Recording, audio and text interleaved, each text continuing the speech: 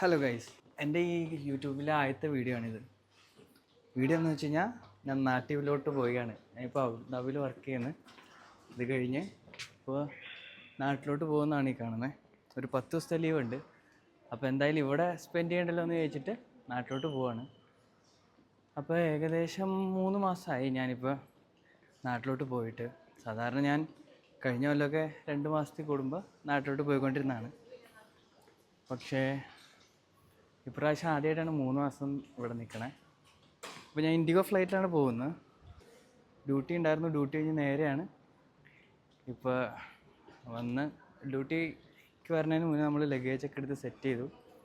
ലഗേജൊക്കെ എടുത്ത് സെറ്റ് ചെയ്തിട്ട് ഡ്യൂട്ടി കഴിഞ്ഞ് പഞ്ച് ഔട്ട് ചെയ്ത് ഡ്രസ്സും മാറി ആ ലഗേജുമായിട്ട് ഇനി ഗേറ്റിലോട്ട് പോകണം.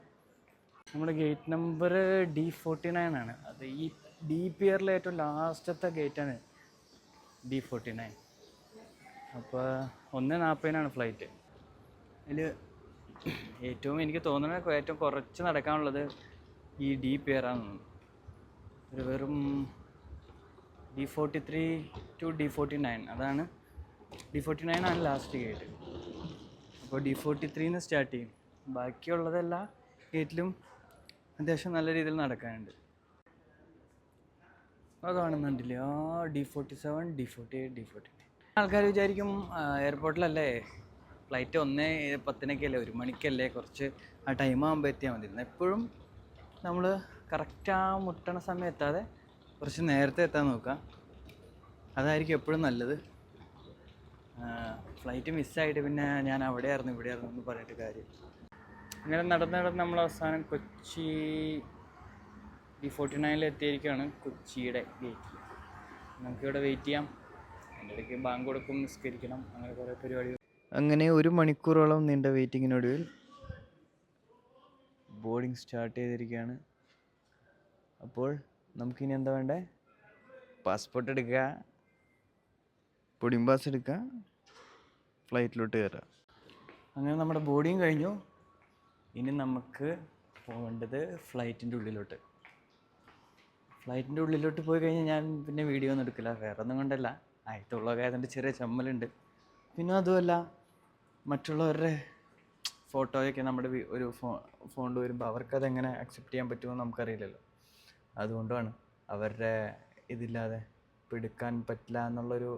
ഇവിടെ അബുദാബിയിലുണ്ട്, മറ്റൊരാളുടെ അനുവാദം ഇല്ലാതെ ഫോട്ടോയൊക്കെ എടുത്തു കഴിഞ്ഞാൽ എത്രയോ ദിർഹംസ് പിഴ വരെയുണ്ട്.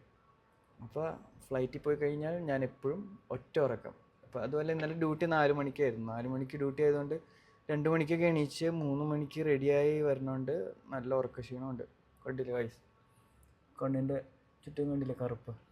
ഇതൊക്കെ ഇനി വീട്ടിൽ പോയി റെസ്റ്റ് എടുത്തിട്ട് ശരിയാക്കണം. അപ്പോൾ ഗൈസ്, ബാക്കി വീഡിയോ ഇനി അവിടെ എത്തിയിട്ട് നമ്മൾ പുറത്തെത്തി. പക്ഷേ ഉള്ളിലത്തെ വീഡിയോസ് കാര്യങ്ങളൊന്നും എടുക്കാൻ പറ്റില്ല. കാരണം ഞാൻ പോയി മുഖമൊക്കെ കഴുകി ഭയങ്കര ടയേർഡായിരുന്നു. ആൾക്കാർ വൻ തിരക്കാണ്. അതായത് ഗൾഫിൽ നിന്ന് വരുമ്പോൾ ഭയങ്കര ഹാപ്പി ആയിട്ട് വരും. തിരിച്ചു പോകുമ്പോൾ ഇത്ര ഹാപ്പിനെസ് ഒന്നും ഉണ്ടാവില്ല കേട്ടോ എല്ലാ ആൾക്കാരും നോക്കും. അപ്പോൾ ഇനി നമുക്ക് കാറിൽ കയറിയിട്ട് ബാക്കിയുള്ള വീഡിയോ എടുക്കാം. ഹലോ ഗൈസ്, അപ്പോൾ നമ്മൾ നേരെ എത്തിയിരിക്കുകയാണ്. നമ്മുടെ ചേട്ടൻപുള്ളിയാണ് വന്നിരിക്കുന്നത് നമ്മളെടുക്കാൻ. ഇവിടെ ഭയങ്കര തിരക്കാണ്ടെന്ന്, ഒരു രക്ഷയില്ലാതെ തിരക്ക്. ഇന്നെന്താന്ന് വെച്ച് കഴിഞ്ഞാൽ എല്ലാവരും വെക്കേഷനൊക്കെ കഴിഞ്ഞ് വന്നാണെന്ന് തോന്നണേ. അപ്പം എന്തായാലും നമുക്ക് കാറ് കിട്ടി. അങ്ങനെ ഇനി വീട്ടിൽ പോവാം. ഇവിടെ നിന്ന് ഒരു 3/4 മണിക്കൂർ യാത്ര ഉണ്ട് വീടെത്താൻ. കൊച്ചി പഴയ കൊച്ചിയല്ല ഗൈസ്, മൊത്തത്തിൽ ഭയങ്കര ചേരി, ഭയങ്കര വ്യത്യാസങ്ങളാണ് കൊച്ചി. ഇവിടെ പോലെയുള്ള ഇയാളെ പോലെയുള്ള ഈ ലോക്കൽസിനൊക്കെ ഇവിടെ പറ്റുള്ളൂ. ഫൈനലി അപ്പോൾ നമ്മൾ വീട്ടിലെത്തിയിരിക്കുകയാണ്. ഇത് നമ്മുടെ അനിയൻ. അടുത്ത വിശേഷങ്ങൾ ഇനി നാളെ.